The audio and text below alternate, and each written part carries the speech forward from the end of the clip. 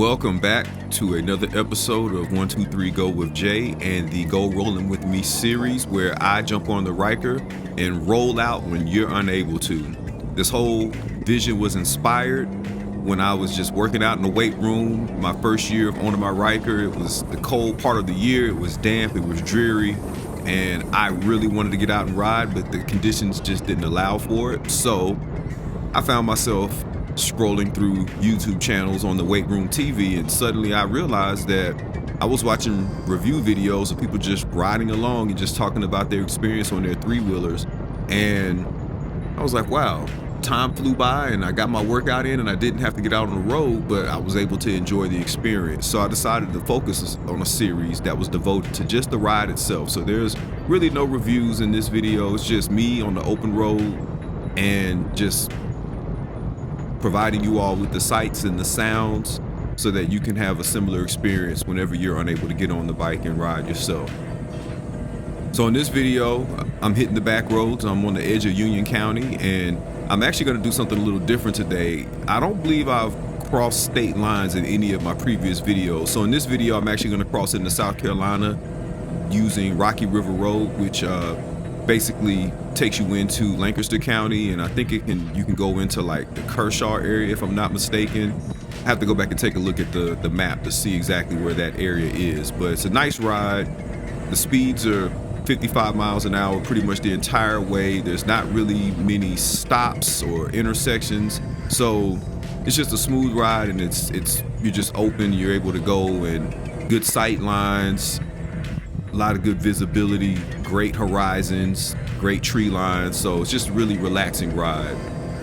This ride, the camera angles positioned high and behind me, so you can kind of get a glimpse of the helmet there.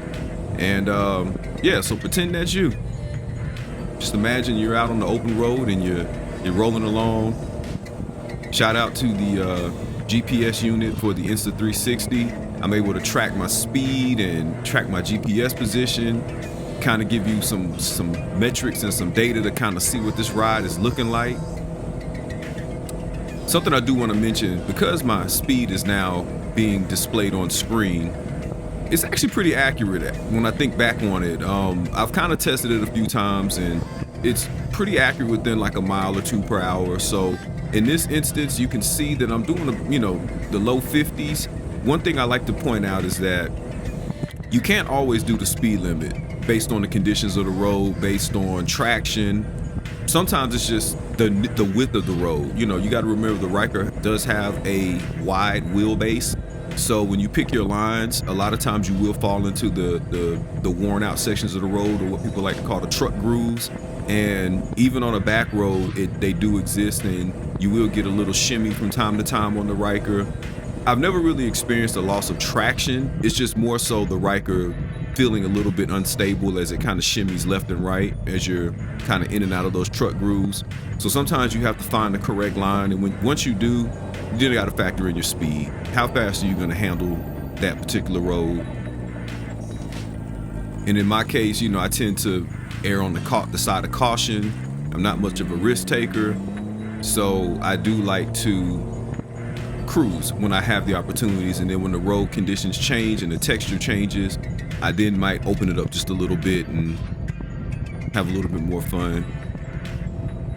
But just because the speed limit is 55 doesn't mean you actually need to do 55. You can drive based on your comfort, drive based on the conditions of the road.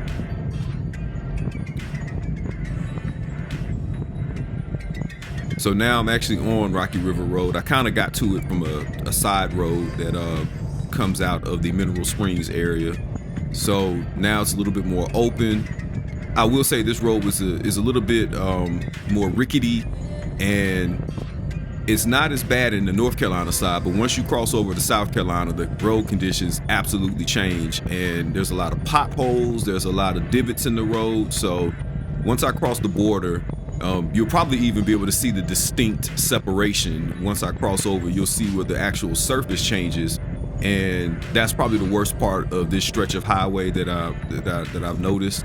So whenever I do take this route, I always prepare myself mentally for that. You definitely have to slow down because you will have suspension issues the bike will start to move around quite a bit. And like I said, there's a lot of potholes, so you end up picking lines that kind of keep your tires on more flatter surfaces, but it does require you to ride a little bit closer to the mustard or sometimes a little bit closer to the fog line. So just, you got to keep that in mind when you're out here on the road. You have to be able to really assess the conditions of the road and make good choices. It's a nice, beautiful North Carolina day. As you can see, I got a little bit of an overcast, but it's still a beautiful blue sky. Getting some good speeds. About almost 4.5 miles into this ride from when I started recording. So I really enjoyed being able to see the metrics of the ride and see which direction I was headed in. As you can see, I'm headed in a southward direction, so kind of cool to be able to see that on the mini map as well. For those of you who are gamers, just an extra aesthetic that just adds to the visual experience.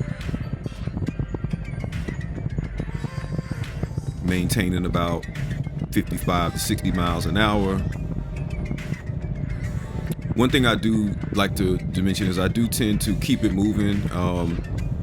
It's kind of risky to get overtaken by cars, so I tend to move a little bit quicker, but I don't push myself, 20 miles over. That to me is a bit excessive, but I'll usually float about in that 4 to 5 mile range. And to be honest with you, sometimes it happens on accident because I don't have time to stare at the speedometer.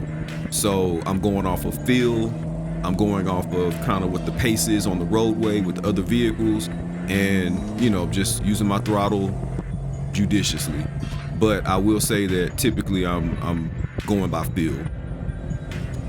And there are times where I can kind of do it off of the engine sound as well. Even though the transmission does not have gearing, you can kind of hear the engine revs and the RPMs kind of going up and down. So I tend to kind of listen to that as well and feel the bike to determine what speed I'm at. So again, that does impact how my speedometer is tracking my speed, because again, I'm not fixating on the speedometer.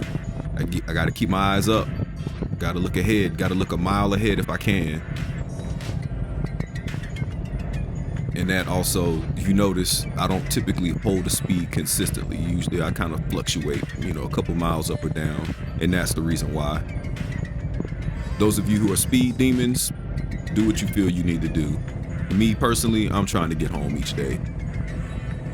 Plus, the Riker is not a bike that I would want to push its limits because of its dynamics and characteristics on the road.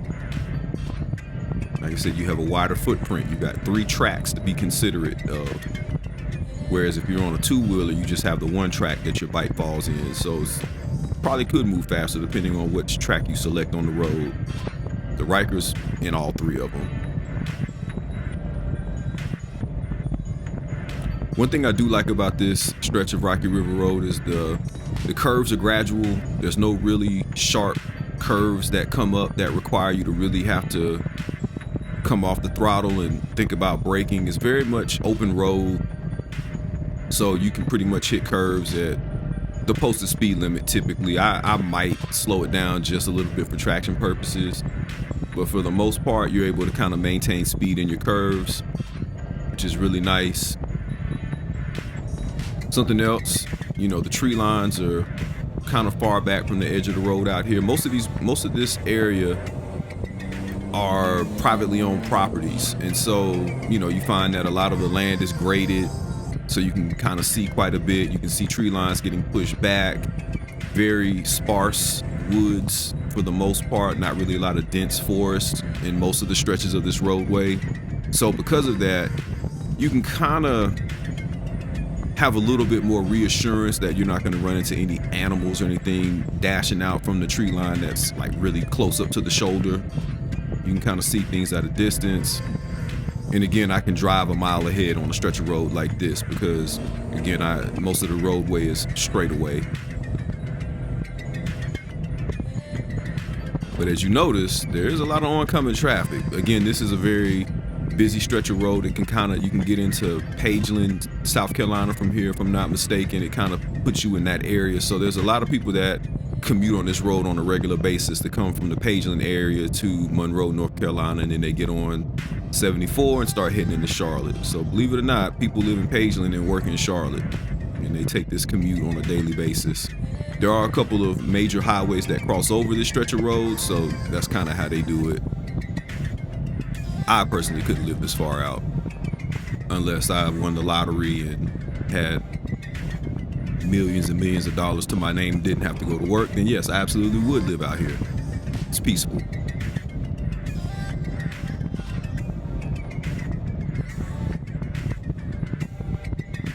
This video is a little bit longer, so hopefully you're able to enjoy it. Add this to the playlist if you just need something to kick back to and relax while you're doing something else. I'm definitely excited to continue to build out this channel, continue to create these rides that you can all participate in and get your fix when you're unable to get out there and get on the Riker.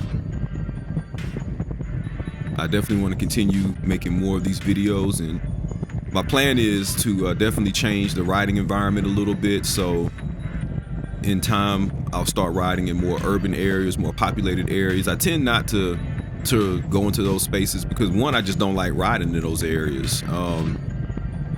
Only because of the stop and go and all of the additional congestion. So for me, the back roads are more therapeutic.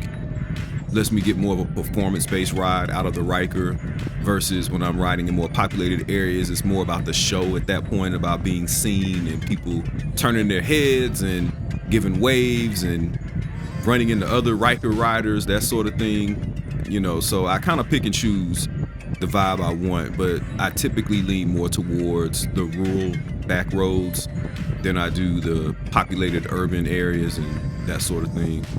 But I do have those rides. I do take them. I just don't like them.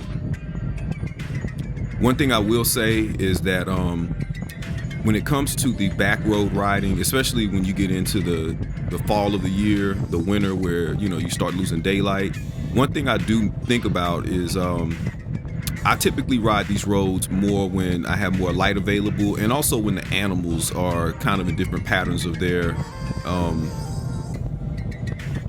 day-to-day coming and going. You know, usually when you get to the fall of the year, you start seeing more deer coming out earlier in the evenings because it's dark. So what I do now is when I get into that time of year where I still need to ride but it's dark out, those are the times where I typically will ride in more populated areas where I have street lights, where I have a lot more traffic.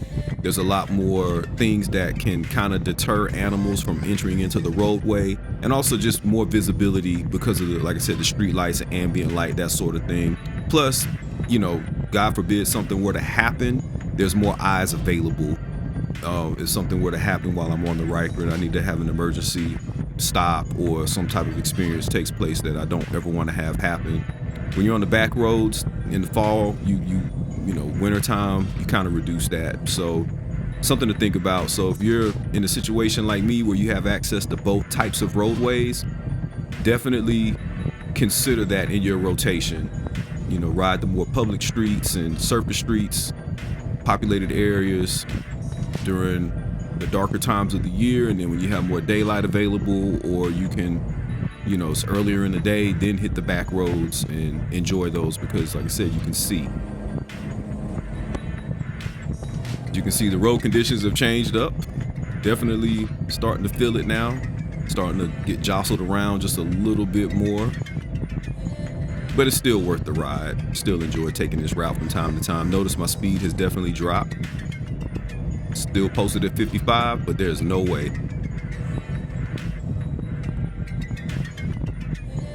Hopefully that little suggestion was helpful to somebody who's new to riding, or even if you've been out there for a while and you just never really thought about it. I hope that that encourages you to stay riding at all times of the year.